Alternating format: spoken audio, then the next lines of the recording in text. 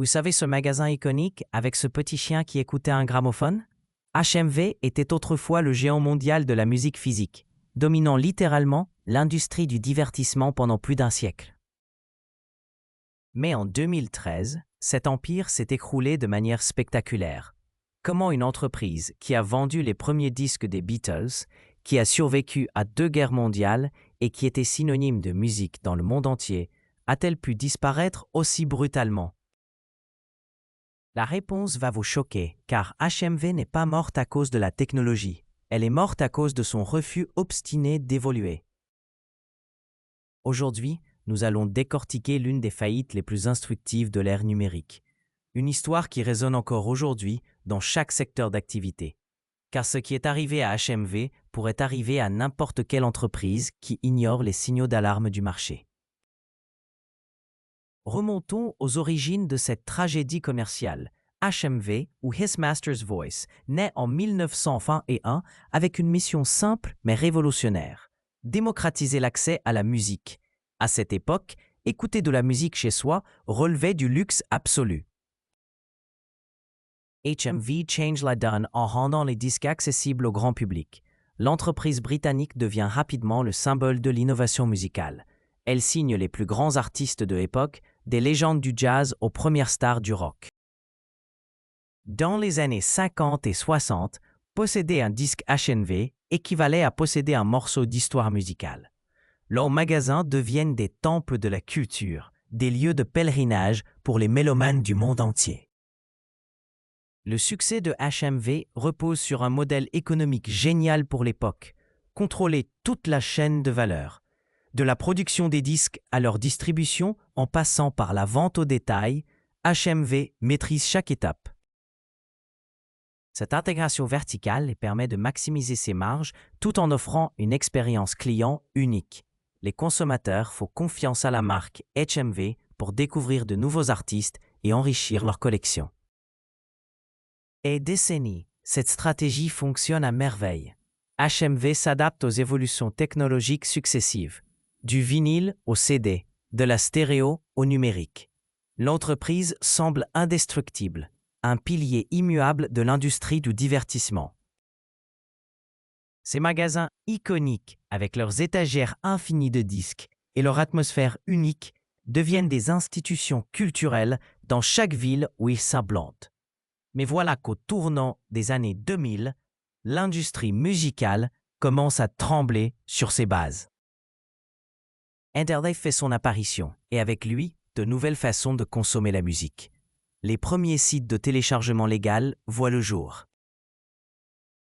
Apple lance iTunes en 2003, révolutionnant la façon dont les gens achètent de la musique.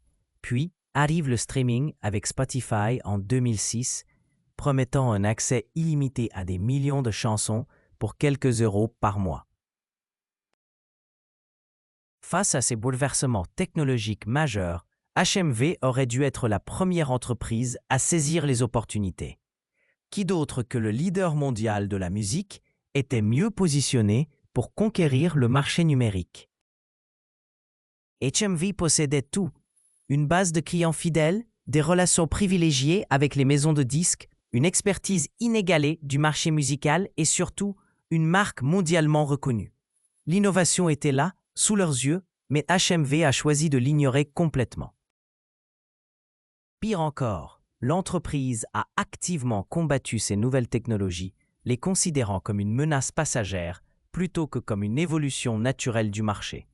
Cette myopie stratégique va coûter très cher à l'entreprise. Pendant que ses concurrents investissaient massivement dans le numérique, HMV continuait d'ouvrir de nouveaux magasins physiques. La direction était convaincue que rien ne pouvait remplacer l'expérience tactile de parcourir les rayons, de tenir un CD entre ses mains, de lire les livrets d'accompagnement. Cette vision romantique du commerce de la musique va devenir leur plus grande faiblesse. L'erreur stratégique de HMV va bien au-delà du simple refus d'adopter le numérique. C'est une série de mauvaises décisions qui vont précipiter sa chute. Première erreur monumentale, l'entreprise refuse catégoriquement de cannibaliser ses propres ventes physiques. Les dirigeants craignent d'en proposer des alternatives numériques, ils détruisent leur modèle économique traditionnel.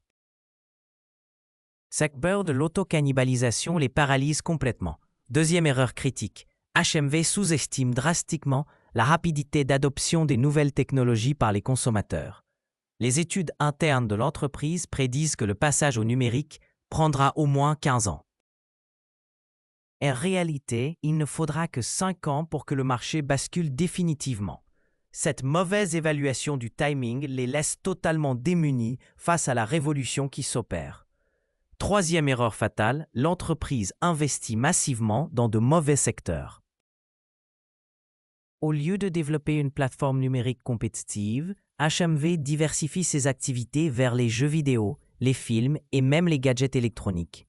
Cette stratégie de diversification dilue leurs ressources et leur attention, les éloignant encore plus de leur cœur de métier en mutation.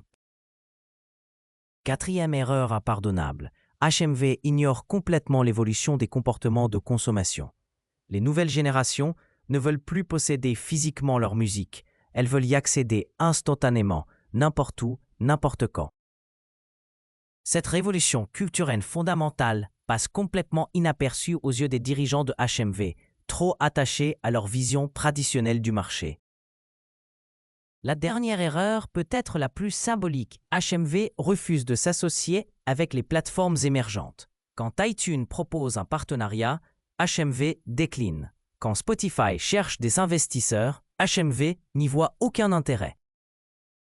Ces refus successifs privent l'entreprise de toute possibilité de participer à la révolution qu'elle refuse d'accepter. Les conséquences de ces erreurs stratégiques ne tardent pas à se manifester.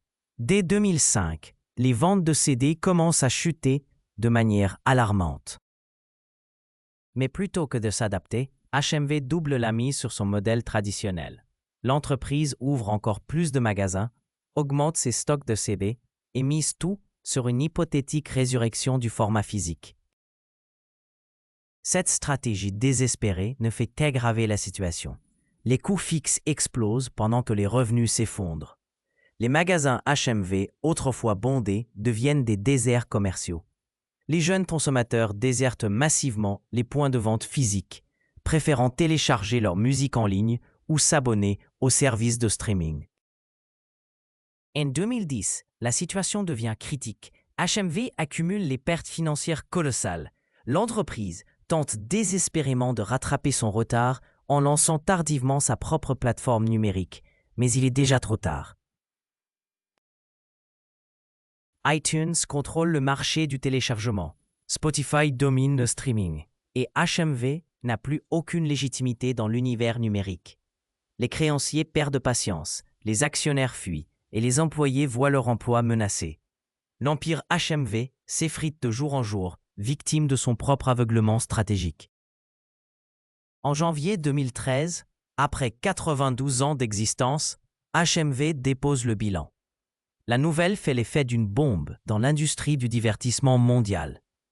La chute de HMV entraîne la fermeture de plus de 200 magasins rien qu'au Royaume-Uni. Des milliers d'employés perdent leur travail du jour au lendemain. Mais au-delà du drame humain, c'est tout un pan de la culture britannique qui disparaît. Ces magasins étaient bien plus que des points de vente. Ils étaient des lieux de découverte, de passion et de partage autour de la musique. L'ironie de cette faillite est saisissante. Au moment où HMV ferme ses portes, l'industrie musicale connaît une renaissance grâce au streaming. Les revenus remontent, de nouveaux artistes émergent et la consommation de musique explose littéralement. HMV aurait pu être au cœur de cette révolution, mais son refus d'évoluer l'a définitivement exclu de cette renaissance. La leçon que nous enseigne la chute de HMV dépasse largement le secteur musical. Elle nous rappelle une vérité fondamentale du business moderne. Dans un monde en perpétuelle évolution, l'adaptabilité n'est pas une option, c'est une question de survie. HMV possédait tous les atouts pour réussir sa transformation numérique, mais elle a choisi de s'accrocher désespérément au passé. Cette histoire illustre parfaitement le paradoxe de l'innovation disruptive. Souvent, ce ne sont pas les nouvelles technologies qui tuent les entreprises établies, mais leur incapacité à accepter le changement. HMV n'est pas morte à cause de Spotify ou d'iTunes, elle est morte à cause de sa propre rigidité mentale. La vraie tragédie de HMV, c'est qu'elle aurait pu devenir le Netflix de la musique. Imaginez si HMV avait lancé son service de streaming en 2005, fort de sa marque légendaire et de ses relations privilégiées avec l'industrie musicale. L'entreprise serait peut-être aujourd'hui leader mondial du streaming musical. Cette faillite nous enseigne également l'importance de la vision à long terme. Trop d'entreprises se focalisent sur leurs profits immédiats au détriment de leur avenir. HMV craignait de cannibaliser ses ventes de CD, mais en refusant cette cannibalisation contrôlée, elle a permis à ses concurrents de détruire complètement son marché. L'histoire de HMV résonne aujourd'hui dans tous les secteurs d'activité. Combien d'entreprises traditionnelles font les mêmes erreurs face aux révolutions technologiques actuelles? L'intelligence artificielle, la blockchain, l'économie collaborative, autant de disruptions qui redessinent les contours de nos industries. La disparition de HMV nous rappelle qu'aucune entreprise, aussi prestigieuse soit-elle, n'est à l'abri de l'obsolescence. Dans un monde où le changement s'accélère constamment, seules survivront les organisations capables de se réinventer en permanence. Car comme le prouve tragiquement l'exemple de HMV, ignorer l'innovation, c'est signer son propre arrêt de mort commercial.